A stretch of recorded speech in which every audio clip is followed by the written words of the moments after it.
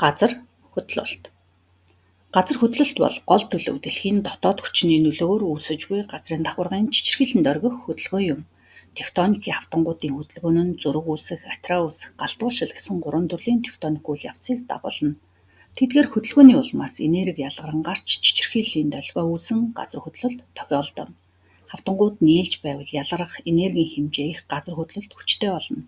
Харин тэдгээрийн холдон салж буй хэсгээр харьцангуй бага энерги ялгарч хүч багатай газар хөдлөлтүүд мэдрэгддэг. Газар хөдлөлт нь газрын гадарга дээр болон газар давхаргын дор янз бүрийн гүнд заримдаа дээд майдтаж үүсч болно. Газар хөдлөлт үүсч буй тэрхүү төв цэгийг газар хөдлөлтийн голомт буюу дотоод төв (гипоцентр), харин түүний хавралдаа газрын гадарга дээрх цэгийг гадаад төв буюу эпицентр гэж нэрлэнэ. Голомтоос үүссэн чичирхийллийн долгио нь тал бүр тэгш тархах бөгөөд эпицентрт хамгийн хүчтэй эндээс аслах тусам долгионы хүч саар.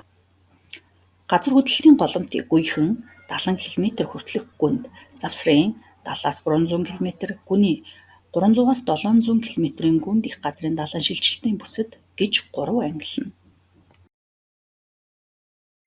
Газар хөдлөлтийн идэвхтэй бүсүүд номхон далайн бүс, газар дундын тэнгисийн бүс, далайн гол нуруудын бүс,